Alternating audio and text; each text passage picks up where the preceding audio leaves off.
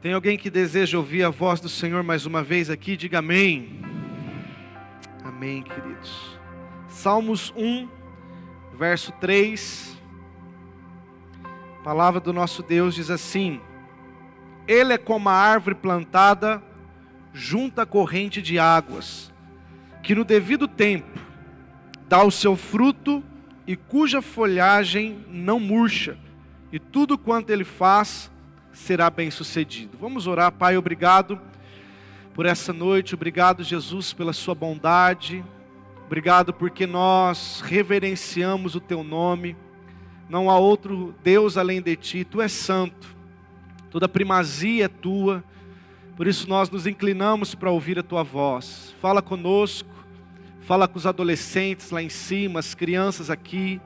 Senhor, abençoe a vida da Sônia, Deus, ministrando os surdos, aqueles que nos ouvem, ó Deus, de casa, aqueles que nos vê de casa, que o Senhor possa derramar unção nessa noite, em nome de Jesus. Amém. Meus irmãos, interessante que, quando olhamos para a Bíblia, Deus diversas vezes, várias vezes, Ele usa metáforas para ensinar princípios. Ele usa uma linguagem figurativa, figurada, Ele usa exemplos para nos ensinar como nos comportar, nos ensinar como Ele age em nosso favor, como que o céu governa a terra. Você vai encontrar na Bíblia muitas metáforas, muitos exemplos de Deus usando coisas para ministrar o nosso coração. E aqui, nos Salmos de capítulo 1, você vai ver Deus usando a boca do salmista para fazer uma metáfora com a árvore e o ser humano. Você vê que começa dizendo, ele é como a planta, ou como a árvore, que plantado junto ao ribeiro de água. Ou seja, Deus está dizendo, vocês são como as árvores. Se vocês estiverem plantados, se vocês estiverem com as raízes nas águas, se vocês estiverem bem fundamentados, vocês, no seu tempo certo, darão frutos. E vocês não vão murchar as folhas, e tudo que vocês fizer vai ser bem sucedido. Ou seja, Deus usa o exemplo da natureza para falar conosco. Jesus, ele vai um pouco adiante, dizendo em João 14, versículo 5, eu sou a videira. Olha só, mais uma vez, Deus usando metáfora, usando a árvore para nos ensinar algo, e Jesus está dizendo, eu sou a videira, e vocês são os ramos. Se vocês estiverem conectados em mim, enxertados em mim, vocês vão dar frutos, e frutos que vão permanecer. Ou seja, se no Velho Testamento Deus nos compara com uma árvore, com uma dependência única das suas raízes procurando fontes, agora Jesus vai dizer, vocês continuam árvores, mas agora entendam que vocês precisam de uma nova natureza. E Jesus se coloca na condição dessa árvore, que busca o seu sustento, que busca a provisão, que busca uma nova vida, para trazer a nós que estamos enxertados nele. Até aqui tudo bem? Amém? Então quando nós estamos em Cristo, nós assumimos uma nova natureza. Preguei recentemente sobre isso. Nós que nos convertemos, entregamos a nossa vida para Cristo, precisamos assumir de fato essa nova natureza, onde as coisas velhas ficaram para trás e tudo novo começa a ser feito. Aonde a minha essência é Cristo, aonde a minha dependência é Cristo, aonde a minha fonte é Cristo. Só que no universo das plantas, das árvores, existe um fenômeno que me chamou a atenção nesses dias. O tal do parasita.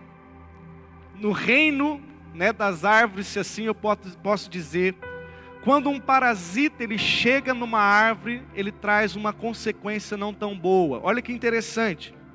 Parasitas são plantas lenhosas que crescem sobre outras árvores e retiram delas água, nutriente e prejudicam a sua saúde. Em alguns casos, levando a árvore à morte. Qual a característica principal? Ela precisa de uma hospedeira, ou seja, o parasita, ele precisa de uma árvore saudável para ele se alojar, nascer ali e poder se desenvolver. O prejuízo para a árvore que recebe esse parasita, ela fica fraca, reduz até mesmo sua fotossíntese, quebra os seus galhos e há uma maior sensibilidade para aquela árvore pegar doenças. Ou seja, um exemplo comum no Brasil é a erva de passarinho, ou seja, quando o passarinho vai lá na árvore, ele solta ali, né, as suas fezes e nela tem algumas sementes que agora começa a nascer um outro tipo de planta nessa árvore. Se você sair aqui no salão à minha direita, você vai ver que tem uma árvore ali no pé do barranco. Você vai ver que essa árvore que temos ali, ela foi afetada por um parasita. Uma outra árvore nasceu dentro dela. Um dos funcionários me chamou e disse: pastor, nós precisamos tirar esse parasita, porque ele vai matar a árvore. Eu esqueci de mandar a foto para os meninos. Mas é interessante, o parasita que estava ali era a coisa mais linda. Uma árvore nascendo dentro da outra, verde, coisa mais vistosa. Só que a árvore que estava de hospedeira, recebendo aquele intruso, ela estava morrendo. E com o tempo, com a morte dessa árvore, também o parasita morreria, ou seja, aquela outra árvore saindo morreria. Ora, se Deus não quer falar conosco a respeito de árvore, mas sim usando uma metáfora, usando a árvore para falar conosco, eu quero falar nessa noite sobre as coisas que têm roubado a sua força na sua caminhada. Qual tem sido o parasita na sua vida? Você, como uma pessoa que Deus chamou com um propósito, com um chamado específico, Deus te chamou para uma missão específica. Quais têm sido os parasitas que chegou na sua vida sem você perceber, está minando a sua fé? Pela manhã, quando terminamos o culto, o Carlinho do Chofar, né, me procurou, ele trabalha em fazendas, e ele estava me explicando sobre um parasita que ele se estabelece nos pés de laranja, que é invisível de ver, e esses parasitas, as pessoas que vão, né, ver sobre como está o estado dos pés de laranja, tem que colocar um papelão, olha só, aí os parasitas grudam no papelão, depois eles vão com uma lupa, para achar aqueles parasitas para tirar, são milhões que ficam no pé, e parasitas que vai passando de um pé para o outro, e recentemente na fazenda que ele trabalha, 40 mil pés de laranja, foi comprometido ao ponto de tirar todos esses pés, para não passar para os outros pés de laranja. Ou seja, na nossa vida, irmãos, tem situações que às vezes nós perdemos a noção, às vezes aos nossos olhos estão invisíveis, mas está nos consumindo, está nos destruindo dia após dia. Um exemplo que eu vejo na Bíblia de um homem chamado Sansão. A Bíblia diz em Juízes, do capítulo 16 em diante, que Deus, ele olha para a nação de Israel. A Bíblia diz que o povo estava 40 anos nas mãos dos filisteus, aonde os filisteus estavam judiando do povo, escravizando o povo, destruindo aquele povo de Deus. E então agora Deus resolve libertar o povo, e Deus chama um homem chamado Manoá, com a sua esposa, a qual a Bíblia não diz o nome, e diz para aquele casal: de vocês eu vou tirar um profeta, de vocês eu vou tirar um libertador, ele se chamará Sansão, sobre ele não rapará a cabeça, ele será um homem consagrado, um nazireu, ele terá uma força que libertará o meu povo. Só que detalhe, Deus olha para a mãe e diz: você não beberá bebida forte, não comerá comida impura, não comerá comida consagrada. E Deus começa a dar direção para a mãe, porque na abstinência da mãe, o filho nasceria com um propósito. Veja, Deus estava focando numa criança que nasceria para libertar o povo, mas a atitude da mãe, em obediência ao Senhor, faria com que o fruto do seu ventre agora fosse um guerreiro que libertaria o povo. Mas algo que me chama a atenção: Sansão nasce, mas surge na vida de Sansão um parasita, chamado Dalila. E Dalila surge na vida de Sansão. Ela era filisteia, Sansão se apaixona por ela, e ela agora fica, como o pastor Cláudio Donor disse, uma mulher que parece goteira, sabe aquela que enche o saco?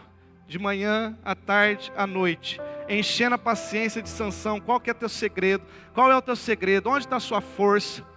Aí Sansão ficava brincando, a minha força está nisso. Aí os filisteus vinham para pegar ele rompia com as cordas, vencia os filisteus, mas ficou negociando, flertando com Dalila, até o ponto, resumindo a história, a Bíblia diz que Sansão conta para Dalila que o segredo dele estava nas tranças do seu cabelo longo.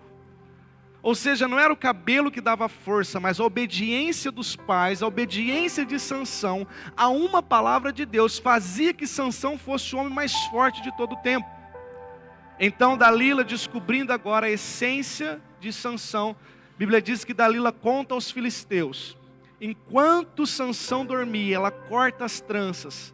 E quando os filisteus aparecem, Dalila grita, os filisteus. Quando Sansão sai para guerrear, ele tinha perdido as suas forças. Ele tinha perdido a unção de Deus. O Espírito de Deus havia saído de Sansão.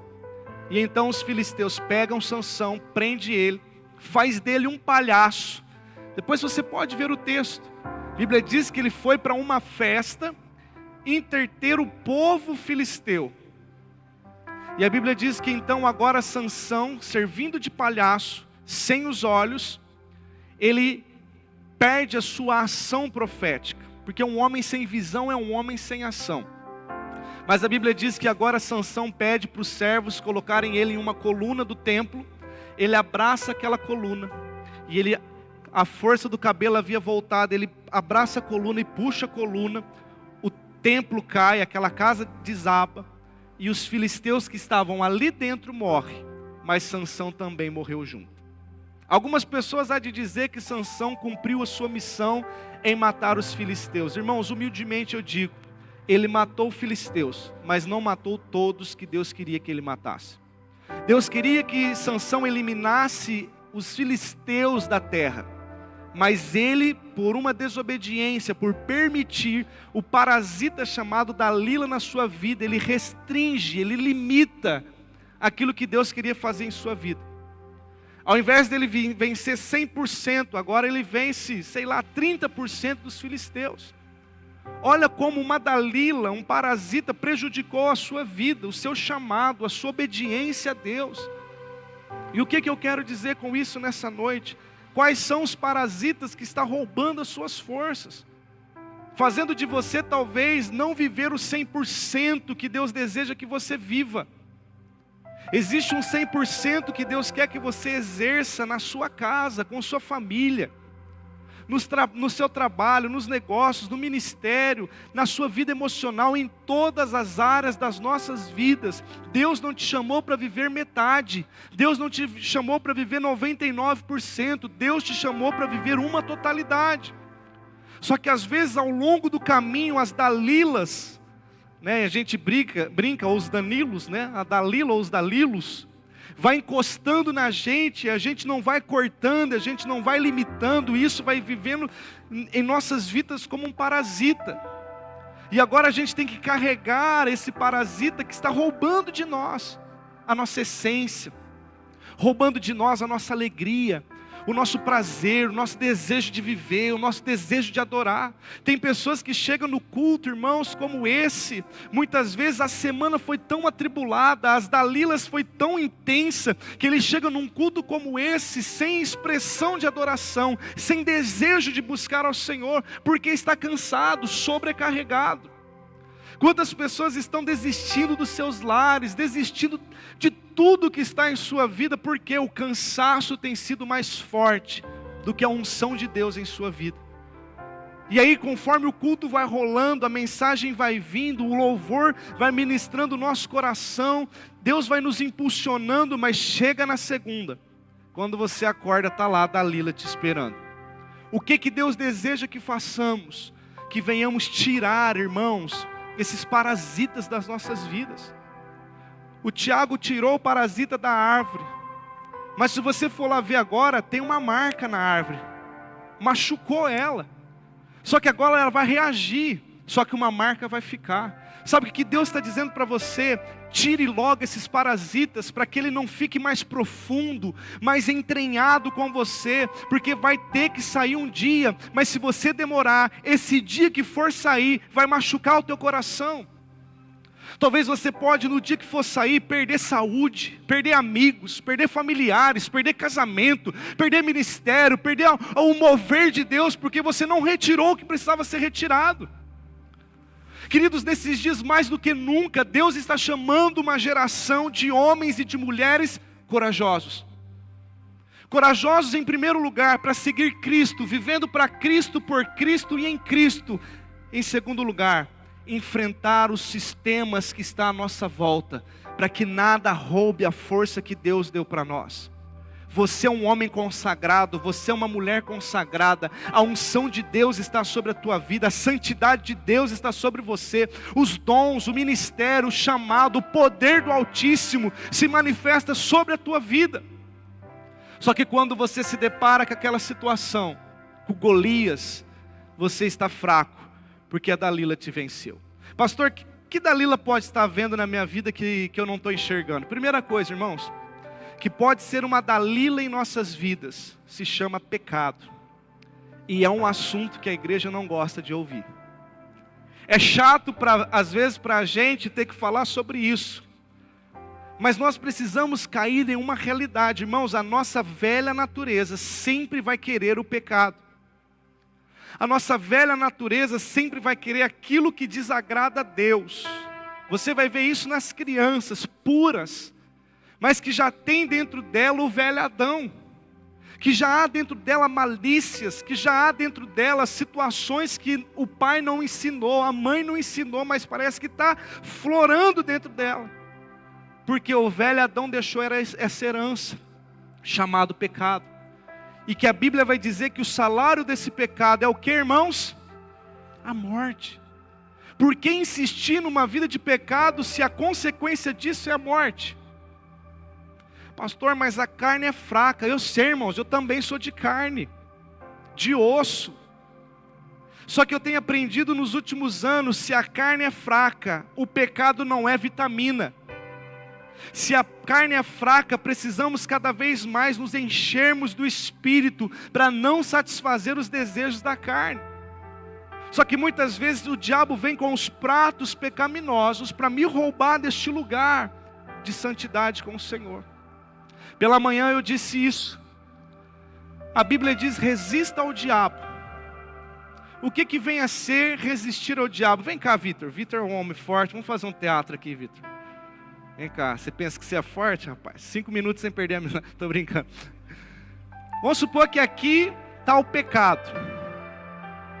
Faz de conta, meus irmãos, Vitor é um homem de Deus. Faz de conta que aqui é o inimigo.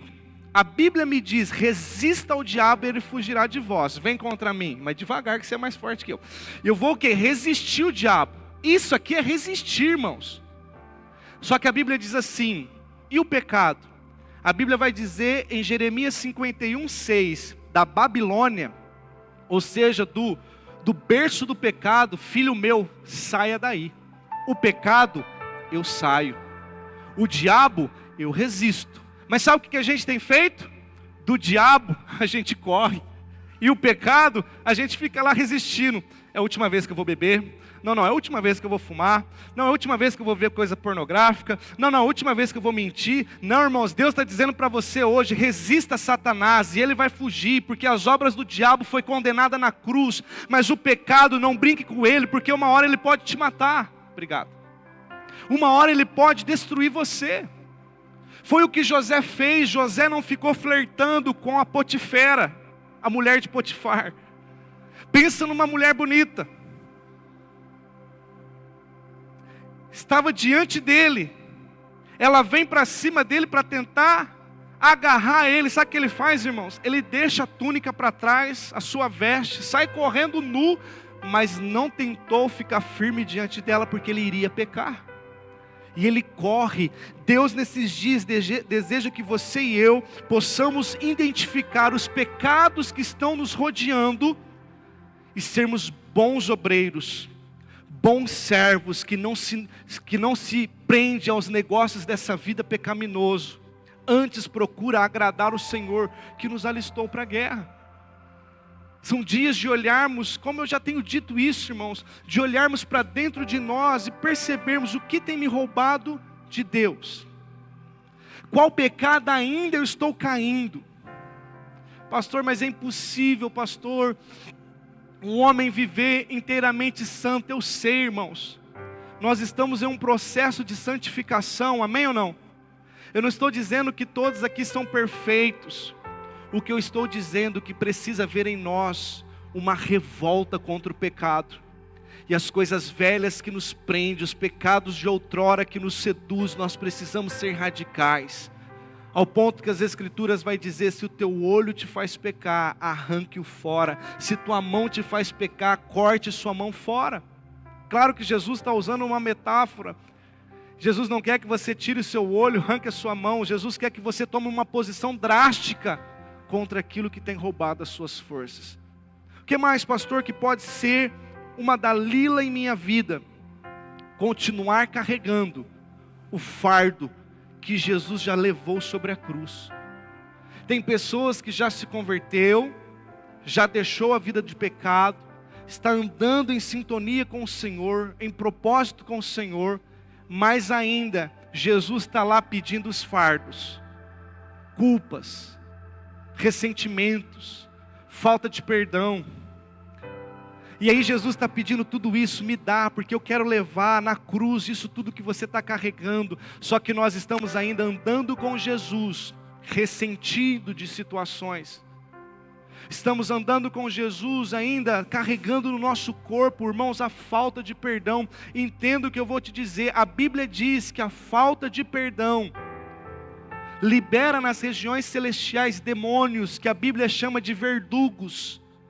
E esses verdugos são demônios atormentadores, que nos atormentam dia e noite, por causa da falta de perdão. Olha como sério isso. Jesus conta uma parábola, dizendo, olha, havia um homem, que devia para o seu senhor, e quando ele chega ao seu senhor, o seu senhor perdoa a sua dívida. Jesus usando uma parábola. Só que esse homem que foi perdoado pelo Senhor, tinha um servo que devia para ele. E quando o servo veio para pedir perdão pela sua dívida, esse aqui que foi perdoado por esse, não perdoou aquele. E aí Jesus fala, portanto esse, o Senhor de tudo, liberou verdugos para atormentar ele dia e noite pela falta de perdão. Jesus está dizendo, se nós não entrarmos em um lugar, irmãos, de cura, de liberar a nossa vida, de liberar os nossos sentimentos, nós viveremos de certa forma aprisionados. Eu digo isso para algumas pessoas, perdoar é você colocar alguém em liberdade e descobrir que esse alguém é você mesmo. Será que a sua Dalila de fato tem algum nome que você precisa nessa noite dizer, Jesus leva, porque eu quero viver livre dessa situação, livre dessa culpa que me pressiona. Quer ver outra coisa, irmãos, que pode ser uma Dalila? Situações de estresse prolongado. Vivemos em um mundo acelerado, estressante muitas vezes. Só que nós precisamos saber entrar em um lugar, que nós em Deus vamos ser supridos diante de todo o estresse que vivemos.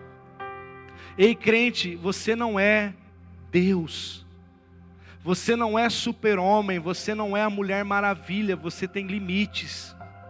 E o estresse muitas vezes do trabalho, de casa, o estresse do ministério, o estresse da vida está te levando para um lugar onde você está morrendo. Você precisa, em nome de Jesus, se conectar com Deus e buscar a vida de Deus e tirar esse estresse, essa situação que tanto te oprime. Pastor, vai viver lá em casa. Como que eu não vivo estressado, pastor? Então é para mim sair de casa? Não, irmãos. Porque paz não é ausência de guerra. paz é um lugar que você entra no meio da guerra e se sente pleno no Senhor. É aquele pássaro que no meio da ventania, ele está no ninho, a árvore chacoalhando para lá e para cá, e ele está em cima dos seus filhos, protegendo, esperando amanhecer para a tempestade passar. O que Deus está te chamando nesses dias é mesmo na vida estressante, mesmo naquela hora, dona de casa, que você está preparando os 3 filhos para ir para a escola, tendo que esquentar comida para o marido que já tem que sair para trabalhar, que você é chamada 15 vezes por cada filho, é nessa hora que você precisa encontrar um lugar no Senhor, na sua rotina de vida, e alinhar o seu coração para que você não morra infartado. Você está entendendo o que eu estou te falando, irmãos? Sábado mesmo, eu contei isso pela manhã, sábado um amigo chamou eu para pescar, e aí foi eu e minha família para o Pesca e Pague. Falei, gente, vai ser benção ir para o Pesca e Pague, vou desestressar. Só que aí, irmãos, eu fiz a conta, Pesca e Pague, 3 filhos, pedindo de comer, pegando peixe. Aí eu comecei a ficar estressado. Falei, meu Deus, eu acho que esse negócio não vai ser bom. E aí os amigos já estavam tudo combinado. Como que eu não vou, irmãos? Meu filho já estava sonhando com peixe. E eu falei, Jesus, está nas suas mãos. E fui, irmãos. No meio do caminho, na verdade chegando no pesqueiro, lá em Severina, meu telefone toca, mensagem. Quando eu olho para a mensagem, começo a ouvir o áudio do irmão: pastor, uns dias atrás você foi lá na minha empresa, você me deu uma palavra profética, se cumpriu tudo que você falou, cara, e eu consegui tomar uma outra decisão, segundo aquilo que Deus falou por meio da tua vida. Cara, eu queria que você entendesse, eu não estou fazendo isso por troca ou por barganha, mas eu preciso honrar a tua vida, e Deus mandou eu te dar R$500. Eu falei, vixe. Não, na verdade, na hora que ele falou, Deus mandou te dar, irmãos, eu já nem quis ouvir o áudio, eu já baixei lá para ver o aplicativo do banco, quanto entrou. Aí estava lá R$500, aí eu olhei para minha família, olhei para minha filha mais velha, falei, tá vendo, filha, como que Deus cuida da gente? Nos mínimos detalhes. Aí ela olhou para mim e falou, então pode chupar sorvete à vontade? Falei, também não precisa abusar, né? Ou seja, dos R$500 já arranquei o dízimo na hora, paguei a conta do pesqueiro, ainda semeei na vida de um irmão e ainda tem dinheiro, irmãos. Isso aqui eu estou dizendo para você, muitas vezes você fica lá numa paranoia, de que o mundo está acabando, de que as finanças estão difíceis, de que o Trump está brigando com o Lula, que o Lula está brigando com não sei quem, e o sem infartando, e eles felizes da vida lá, irmãos. Você precisa realmente entrar num lugar de confiança no seu Deus. Eu não estou dizendo para você ser imprudente, mas eu estou dizendo para você, como o salmista disse, eu já fui moço, agora sou velho, eu nunca vi um justo desamparado, nem a sua descendência mendigar o pão. O que acontece é que muitas vezes a Dalila da nossa vida tem sido o excesso de trabalho. Poderia muito bem ir lá na peixaria comprar um peixe para o meu filho, está aqui o peixe, filho. Mas passei uma tarde, até os meninos brincou comigo, né? Que uma das pessoas que foi comigo foi o Betinho. Ele ficou a tarde inteira, irmão, sentado num lugar só, pegando peixe. Eu do lado dele, o peixe não vinha. Eu comecei a rodear o pesqueiro.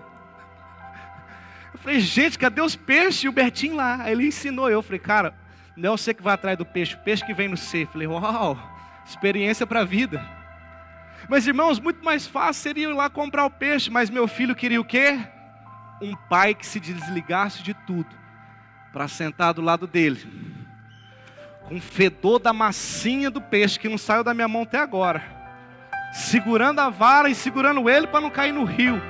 Tinha hora que eu não sabia se eu puxava a vara ou puxava o leonã, e aí quando pegava o peixe, minha esposa gritava, porque ela tem nojo do peixe. Irmãos, uma crise. Só que eu estava feliz, irmãos. Eu estava pleno, porque eu estava com a minha família. O que eu quero dizer para você, talvez o seu chamado não é ir pescar. Tem gente que fala para mim, está nervoso, vai pescar. No meu caso, pastor, não me manda pescar, que eu pulo dentro da lagoa. Mas talvez você está precisando sair para caminhar. Talvez você está precisando deixar um serviço, porque você está em 5. E aí você tem um monte de dinheiro para comprar as coisas para o seu filho, mas o seu filho não te tem para brincar com você. Irmãos, precisamos descobrir se esse estresse está me destruindo. Eu preciso parar um pouco, rever a minha vida. Porque eu quero dizer para você, meu querido, existem coisas muito mais valiosas do que o dinheiro. Pela manhã eu peguei no ar, irmãos, eu me emocionei. De manhã eu disse assim: vamos correr por causa do tempo, porque ainda você precisa comer a maionese com a sua mãe. Eu ouvi várias pessoas dizendo como eu gostaria de ter a minha mãe. Talvez você está num mundo tão frenético, que você está deixando de viver a vida com seus pais. A Dalila está te roubando a fraternidade, está te roubando o amor, está te roubando esse seio que se chama família. O que mais, pastor? Distrações. Sabia que distrações são Dalilas? A Bíblia diz de um jovem chamado Eutico. Atos capítulo 20 diz que Paulo estava pregando, e Paulo pregou tanto, que lá na galeria tinha um jovem, que a Bíblia diz que ele estava na janela, e a Bíblia diz que depois do discurso prolongado de Paulo, aquele jovem cai e morre. E eu fico pensando, irmãos, com a minha mente santificada, que aquele jovem olhava para Paulo, olhava para o mundo, olhava para Paulo, olhava para fora, olhava para Paulo, olhava para as distrações. Chegou uma hora que a labirintite pegou ele, e não teve jeito, ele cai e morre. Deixa eu dizer algo para você, tem coisas que não é nem pecado, mas está te distraindo tanto, que você pode cair da janela a qualquer momento, e perder a vida. Arranque as distrações. O que mais? Lugares e pessoas erradas também são Dalilas em nossas vidas. Pessoas que desvalorizam ou manipulam ou criticam você constantemente. Pessoas que são sanguessugas da sua vida. Pessoas que de uma forma sobrenatural impede você de se desenvolver. Você precisa colocar limite nisso. Eu não estou dizendo que você fará acepção de pessoas para pregar o evangelho, para amar, para semear, para ser cristão, mas para estar na sua vida, influenciando você, você precisa pôr limites. Porque lembre-se, sempre nós dizemos isso aqui, irmãos, nós prezamos pelo relacionamento. Primeira coisa que Deus disse que não estava bom, da sua própria criação, Deus disse que não era bom que o homem estivesse só. Então Ele faz a esposa, Ele cria a família, para o seu plano ser perfeito. Andar solitário é uma burrice. A Bíblia diz que insurge-se contra a verdadeira sabedoria o que anda sozinho. Por isso que você tem que procurar pessoas para se relacionar. Ferro com ferro se afia. Nós nos afiamos, nós nos guardamos, nós nos protegemos. Mas existem pessoas que você precisa classificar. Essa não influencia a minha vida. Esse não determina quem eu sou. Você está entendendo o que eu estou dizendo? Jesus fez isso, irmãos. Repito. Jesus foi curar a filha de Jairo. Só que quando ele chega na porta da casa de Jairo, Jesus diz o seguinte: só entre comigo Pedro, Tiago e João, a mãe e o pai da menina. Só. Aí eu fico pensando, e os outros discípulos? E os outros familiares da menina? E os tocadores de música fúnebre que estava dentro da casa, já tocando as músicas do funeral? Jesus mandou sair todo mundo. Por quê? Irmãos, Jesus com a sua humanidade sabia que alguém poderia atrapalhar o processo. Imagine comigo Tomé, entrando com Jesus e a Mortinha da Silva na cama, e Tomé do lado de cá. Mas não vai dar certo. Eu não acredito que essa menina vai ressuscitar.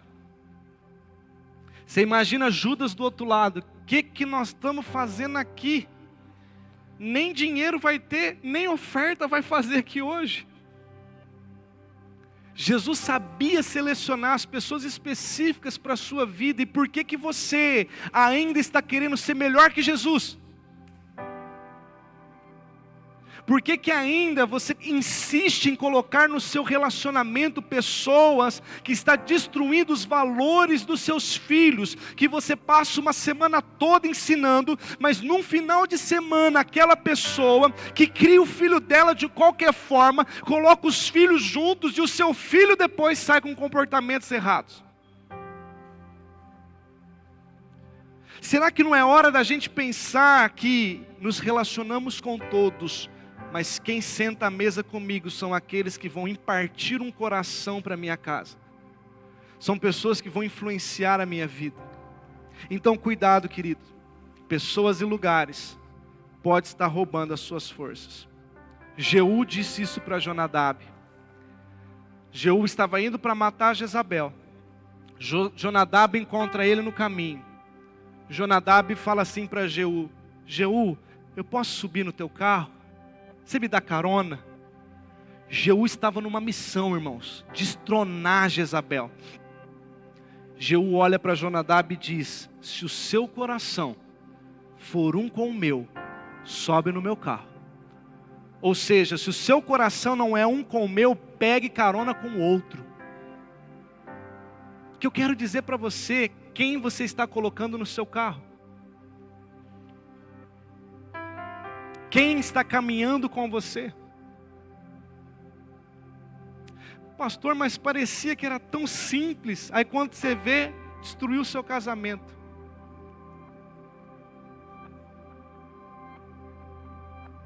E por último, aceitar uma identidade que não é sua. Eu encerro com esse tópico, irmãos, porque isso tem destruído muitas pessoas. Talvez para você, a Dalila, que está roubando as suas forças, é uma identidade que não é sua, mas que estão imprimindo em você, para que você seja. E sabe qual que vai ser o resultado disso? Morte espiritual, morte emocional, e às vezes até morte física. Sabe por que que hoje adolescentes de 13 anos estão se matando? Porque os pais querem que eles sejam o que o pai é, e não o que Jesus fez eles para serem. Muitas vezes a gente está diante de um Golias, chamado vida. E o Saul está tentando colocar uma identidade em você que não pesa no seu caráter. Por mais bem intencionado que o Saul esteja, a armadura é dele, não é sua. Talvez Deus te forjou para você derrubar gigante com pedrinhas, e não com a espada do Saul. Você está entendendo o que eu estou dizendo, irmãos? Quantos casais estão auto se destruindo, porque o marido quer que a esposa seja que nem ele? E vice-versa, irmãos, não funciona. Vem amanhã na reunião de casais que você vai entender muito sobre isso. Eu venho disso. Extremamente melancólico, choro até a inauguração de supermercado. Minha esposa sanguínea ao quadrado, irmãos. A minha mesa toda organizada. A Vanessa que limpa a minha sala sabe disso. Se eu chego e a caneca está fora do lugar, eu não reclamo, mas eu coloco do jeitinho que eu gosto. Tudo alinhadinho. Já minha esposa, você vai na mesa dela, é papel para tudo que é lado, irmãos. É o jeito sanguíneo de ser. Você está vendo, né, meu bem? Também te amo. Ela está ali atrás assim, né? Sanguíneo ao extremo, irmãos. E um dia eu quase matei a Fernanda, porque eu queria que ela fosse melancólica que nem eu. E não, irmãos, Deus fez ela sanguínea. Deixa a menina rodar. E ela precisa deixar esse cara melancólico. Quer ver uma coisa? Fleumático. Irmãos, o fleumático é uma bênção. Quando um sanguíneo casa com um fleumático, só Jesus de Nazaré, irmãos. Porque o sanguíneo é explosivo. Ele fala. Ainda mais se for mulher. Fala. Aí ele grava um áudio de 5 minutos. para o fleumático. Porque eu te amo, porque eu estava passando, e eu vi isso aqui, eu vi isso aqui. Aí sabe o que o fleumático responde? Que bom. Que bom! Aí a pessoa é melancólica ao quadrado, e o cônjuge é sanguíneo, é colérico, irmãos. Dá coice até no vento. E aí a gente vai se autodestruindo, porque eu quero que o meu filho seja igualzinho a mim. Irmão, não vai ser. Jesus fez ele para ser ele, não você. Se fosse para os seus filhos serem igual a você, Deus só tinha te deixado vivo e não tinha feito alguém. É igual hoje pela manhã, o filho do pastor Claudio Honor estava lá na igreja. Graças a Deus puxou para a pastora Márcia, né, irmãos? Mas a Priscila não é igual eles. Eu estava vendo ela casada já com um filho. Profissional, mulher de Deus, na onde ela trabalha, cuida de um hospital, de muitas pessoas, está evangelizando, está fazendo as coisas. Se os pais quisessem, não, eu sou pastor, você tem que ser pastor, matava a menina, que não é o chamado dela. O chamado dela é ser lá uma enfermeira padrão, que faz do hospital um lugar que Jesus tem acesso, irmãos. Só que muitas vezes a gente faz isso, começa a disputar as armaduras, e eu quero dizer para você, deixa de ser as pessoas que estão à sua volta e seja você. Existe 4 temperamentos: colérico, sanguíneo, melancólico e fleumático. E existe também as 4 personalidades. Estude isso um dia: comunicador, executor, analista e planejador. Um desses 4 você é. Eu sou analítico com planejador. A minha esposa é executora e comunicadora. Você vê como nós vivemos. Eu planejo. Ela faz. Aí ela olha para mim e fala: melhor feito do que perfeito, amor. Vamos. E eu fico lá na perfeição. Ela: vamos, tem que acontecer, vamos fazer. Calma, estou orando nada, irmãos. Estou lá planejando do meu jeito. Mas está equilibrando as coisas. Só que aí muitas vezes a gente está aí. Irmãos, eu vou contar só aqui, você não conta para ninguém. Depois vocês cortam aí. Eu já tive que intermediar uma briga. Ai, será que eu falo, hein, gente? Vocês pagam um lanche para mim depois? Brincadeira, eu tive que intermediar uma briga porque a mulher não queria que o homem fizesse... Vou falar xixi para não ficar feio, né? Em pé. E aí um dia o marido me chama lá: pastor, eu não aguento essa mulher. Eu falei: deve ter traído ele. Aí ele olhou para mim e falou: não aguento mais, pastor, porque eu me humilho para mijar do jeito que ela mija. E o cachorro todo dia mija na porta do banheiro, pastor. Eu não aguento. Irmãos do céu, eu não sabia se eu ria, se eu ficava bravo com a irmã. No final eu falei: deixa o homem mijar e põe esse cachorro para fora, pelo amor de Deus. Olha lá, até os surdos riu agora, irmão. É sério, irmãos. Eu estou dizendo para você, tem coisa que está destruindo o casamento e não é o capeta. É a nossa ignorância, irmãos. É a nossa falta de entender. Eu já disse em casa, eu que vejo o Leonan mijando sentado, que eu chuto 6-3, ele é homem. Querido, você precisa entender no nome de Jesus, que cada um tem uma essência, cada um tem uma personalidade, cada um tem um chamado. E a graça disso, sabe o que é? Como a pastora Lisa disse, quando as madeiras se juntam, o fogo vem, irmãos. Quando as madeiras com suas diferenças vão se encaixando, o fogo de Deus aparece. E as nossas imperfeições somem. O colérico some, o sanguíneo some, o melancólico some, o fleumático some. E Cristo aparece. Pastor, mas ele não olhou na minha cara. Olhe para ele. Pastor, mas eu tenho a palavra de afirmação e ele não me afirmou. Mas talvez a linguagem dele é te dar presente. Recebe o presente e afirme a ele que você ama ele de uma vez por todas. E eu encerro dizendo, precisamos retirar tais situações o mais rápido possível, irmãos, para que as marcas não sejam violentas em nossas vidas.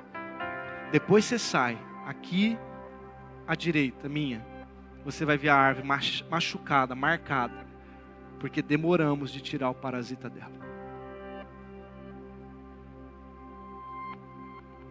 Você está disposto nessa noite?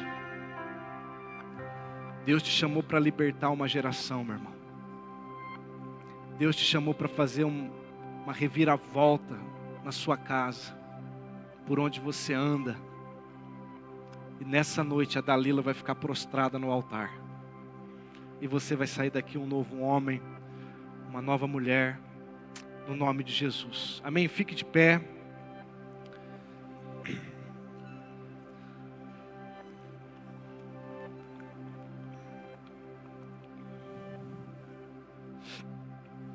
Um dia eu entrei em crise comigo mesmo.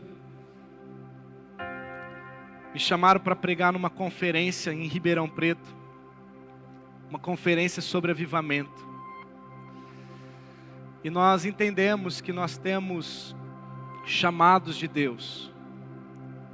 Você vai ver que tem pastores que ele se esforça para pregar todos os temas, mas a veia ministerial dele é um assunto, e não tem nada de errado disso.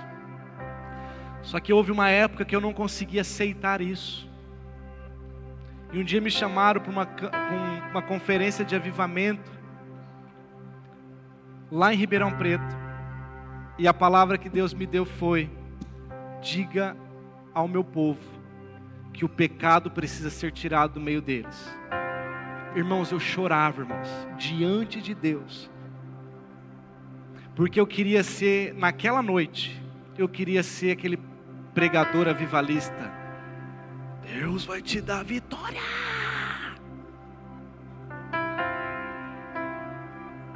Mas eu cheguei e disse: convertei-vos, porque está próximo o reino dos céus. E a minha mensagem foi simples, porque eu estava com crise comigo mesmo. E eu disse: se você não confessar o seu pecado para os outros, você não vai ser curado. Você pode ser perdoado por Deus, porque Ele é fiel. Mas curado só quando você abrir a sua mazela com alguém. Irmãos, e parei de pregar. Foi vindo jovens para frente, pessoas abraçando umas às outras, confessando seus pecados. As lenhas começaram a se juntar e o fogo começou a arder, irmãos. E a glória de Deus começou a descer. E naquele dia Deus falou para mim: eu não te chamei para ser como os outros. Eles têm o chamado deles, você tem o seu. O que eu quero te ensinar com esse exemplo?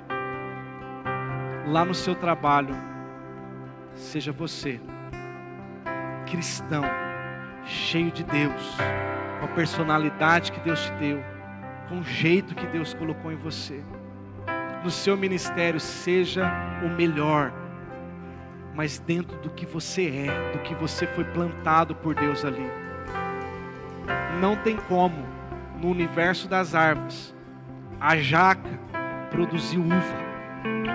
Você está entendendo, irmão? Vamos ser livres de nós mesmos, para a glória de Deus. Feche os seus olhos. Enquanto o louvor estiver ministrando essa canção,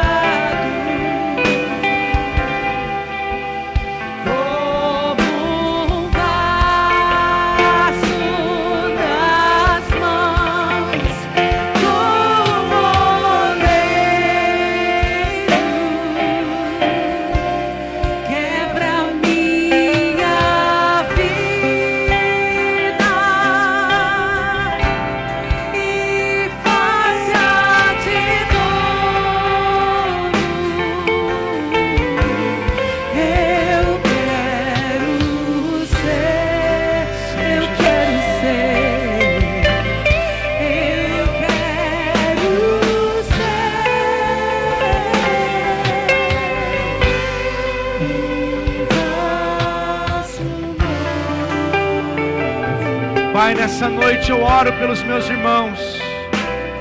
Senhor, a Tua palavra diz que mesmo se a árvore for cortada e suas raízes apodrecerem ao cheiro das águas, Senhor, ela pode voltar a brotar. Pai, eu não sei o que roubou a força dos meus irmãos, mas eu sei de uma palavra que é plena, única e suficiente para entrar de novo em nossas vidas e trazer de volta, Senhor, a vida, trazer de volta os nutrientes necessários para que a nossa família cresça, para que os nossos sonhos sejam novamente formados dentro de nós. Senhor, em nome de Jesus, que haja um vigor do Teu Espírito sobre nós.